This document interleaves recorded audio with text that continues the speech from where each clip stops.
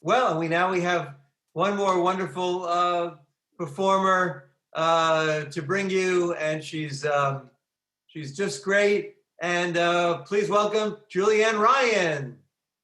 Hello, everyone. A couple of weeks ago, I was grocery shopping in DeChico's in Ardsley, and I was listening to people's conversations on their cell phone as I pushed my cart around. I was not eavesdropping. People were talking really loudly through their masks, but they kept talking about their medical issues and their wellness issues. There was one guy who was saying, I was on the phone with my doctor and he says I have to lose weight and get time for more exercise. Apparently, walking from my couch to the refrigerator isn't enough steps. And then there was another gal saying, I can't find enough time to do all the wellness things I want to do. Well, a few conversations like that, and I was ready to jump up on a vegetable crate and yell out, enough. You're making this too difficult to be well. You know, you have options, and I can help you. You see, I grew up in a holistic community in the 60s in Jamaica. No, not that Jamaica. Jamaica, New York, in Queens. And I wasn't hanging out with a bunch of groovy hippies. Oh, no. I was living on a block with a group of scrappy, elderly immigrants. And as soon as I could walk and talk, they started to teach me their special ways of mindful living. Good morning, Mr. Consemi. How are you feeling today? Listen, kid, I've got aches. Oh, I've got pain, but I'm not dead. That, my friends, was the block's daily mantra. The men on this street were tough and hardy, and the women, oh my God, they were indestructible. On a summer day like this, they would be wearing their housecoats and their summer dresses, and their muscles would be showing through. Now, they didn't get those muscles from lifting a couple of free weights. Oh no, they got them from hauling something that looked like this around the neighborhood to the key food that was 3 blocks away. An old school shopping cart. Every morning I would look out the window and watch the daily shopping cart relay races begin. There goes Mrs. Cracky. She is the I've got to get to the market early and get things while they're fresh. She always manned the leader cart, followed closely with second place by Mrs. Petch, needing eggs for baking. The third on the heels was Mrs. Ruggiero. I'm going to go be making meatballs for Chi-Chi and Cicero. And off they went. And it was like a syncopated unit. One after another, they left their house. There was Tamburini, there was Hinden, there was Rocco, Vincent, and then you'd hear them coming back with the carts creaking behind them as they brought their groceries back. Wait a minute, that's Mrs. Speck. She went rogue. She went clothes shopping at Gertz. A couple of hours later, Mrs. Cracky would reemerge from her house again. Now, I need to go for my walk.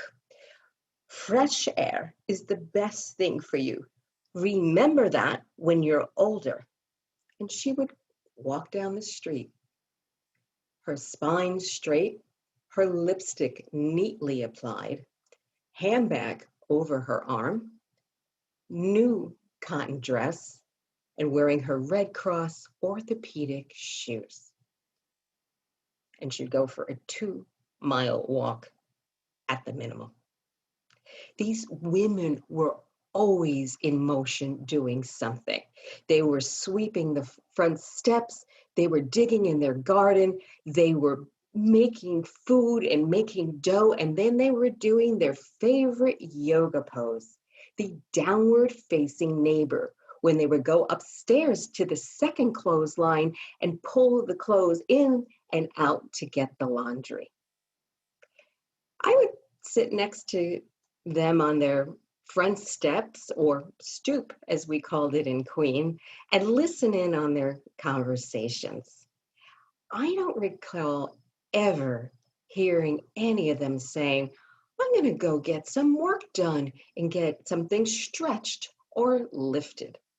They had all the support they needed. They were wearing these armor-plated brassieres and girdles that were holding everything together and up. But they liked what they looked like. They were okay with their age. They had earned their look. Now, the neighbors always took a moment to breathe. And in the evening, men and women would come out of the house. Men would carry these folding metal chairs that had plastic strips across the back, or some of them would sit on the steps. Now, the men had their special summer look: short sleeves cotton shirts, Bermuda shorts, long black socks, and leather shoes. And you could hear the sound of the baseball game being broadcasted on the transistor radio. But if you listened really closely, you could hear kissy, sucky sounds as people shifted in their chairs, trying to get unstuck from those plastic straps. You didn't need an app in this neighborhood to tell you when it was time for spiritual reflection. All you had to do was look at the women's hair. By Friday, their curls were flat, and the women took off for the beauty parlor down the street to get ready for their Sunday or synagogue hair. And they would come back with solid helmet lacquered hair curls that were immobile. And when the sun caught them just so, they would have blue and violet halos.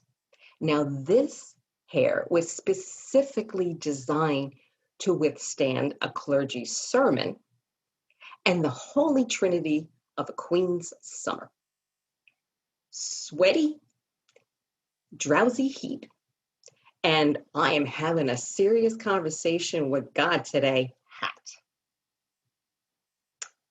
And then there was food. Food was everywhere, and it's what kept us connected. Now, our delivery alerts came in the shape of a knock on a shingle or a shout out over the fence or gate. And homemade lemon cakes were handed, and jam, and Mrs. Gunther's tomatoes from the garden delivered to me in a big brown paper bag. And she would go on for 5 minutes speaking in German, and I didn't understand a word till the very end. Mutter, give these to your mother. And somebody was always cooking on this street. The smells were everywhere, and especially Mrs. Ruggiero's meatballs. She would start simmering these meatballs in that fatty ragu, and they were ready only after their smell had come into our driveway, throughout the whole house and into the backyard, and that was the only thing I could think about. But we ate, and we didn't push our food around our plate. Every holistic community has their guru, and we had ours in the way of a man named Mr. Fritz Gunther.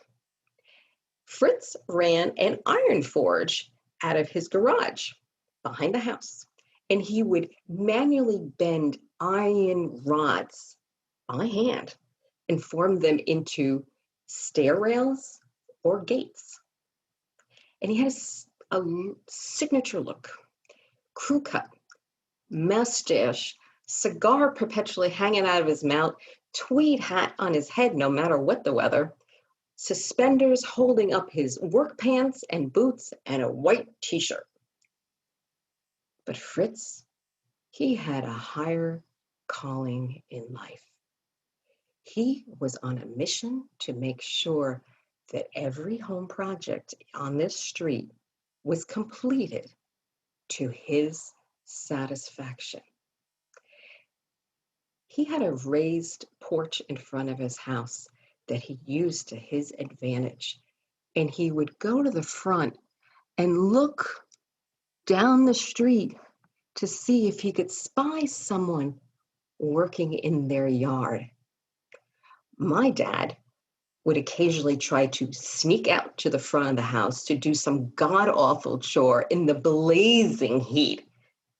But then, like magic, Mr. Fritz Gunther would be right by his side. "Walter, what are you doing? We must do things the right way." 2 hours later, the poor man, my father, was knee-deep in dirt, and the only thing you could see on the sidewalk was his head. And he's furiously digging away using ancient manual tools. But the project was done, and it was sealed with a handshake, a cold beer, and never a contract. On Monday, I was headed back to DeChico's in Ardsley to go shopping. And I got there too early, before the store was open. They had changed their hours. So I stood there for a while and waited and waited and waited. And at some point, a reflection caught my eye in the window. And it was a woman standing there. She had a summer dress, a pocketbook, and I knew she had lipstick neatly applied underneath that face mask. Yes, I became a lifetime member of the Jamaica Queens holistic community. Those scrappy elderly people taught me how to achieve wellness the right way. Thank you, everyone. Thank you, Julienne. Julienne Ryan, thank you so much.